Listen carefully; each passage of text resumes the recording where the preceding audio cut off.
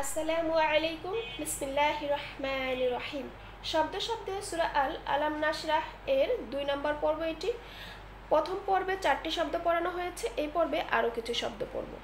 5 নম্বর শব্দ হচ্ছে ওয়াওয়াদনা। এখানে দুটি শব্দ রয়েছে। ওয়াও জবর ওয়া, এর অর্থ হচ্ছে আর অথবা এবং, এবং আরেকটি শব্দ হচ্ছে ওয়াদনা, এর অর্থ হচ্ছে আমরা নামিয়ে দিয়েছি অথবা আমরা কমিয়ে দিয়েছি অথবা আমরা সরিয়ে দিয়েছি, এই তিনটিই হয়।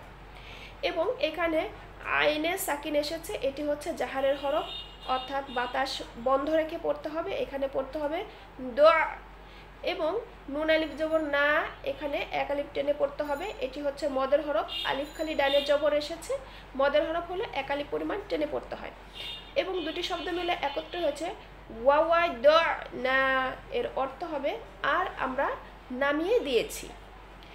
6 নম্বর শব্দ হচ্ছে আঙ্কা, এর অর্থ হচ্ছে হতে, থেকে অথবা সম্পর্কে।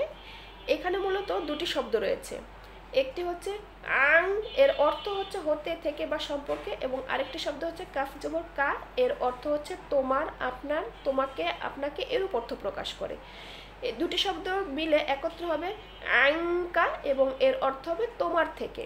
এখানে লক্ষ্য করি নুন সাকিনের পরে কাফ এসেছে, এই কাফ হচ্ছে ইকফা হরফ, এখানে ইকফা গুণনা করে পড়তে হবে। তার আগে জেনে আসি ইকফা হরফ কয়টি ও কি কি। ইকফা হরফ হচ্ছে এই 15টি। এর নিয়ম হচ্ছে নুন সাকিন বা তানবিনের পরে যদি এই 15টি হরফের যে কোনো একটি হরফ আসে সেক্ষেত্রে গুণনা সহকারে পড়তে হবে, গোপন করে গুণনা করে পড়তে হবে, একে বলে ইকফা গুণনা। বাংলায় অনেকটা 19 স্বরের মতো, আমি বাংলা উচ্চারণটি এখানে লিখে বুঝিয়েছি। আঙ্কা, নুন সাকিনের পরে কাফ এসেছে, এই যে এখানে কাফ হচ্ছে ইকফা হরফ। 7 নম্বর শব্দ হচ্ছে উইজরক, এর অর্থ হচ্ছে তোমার বোঝা অথবা তোমার ভার।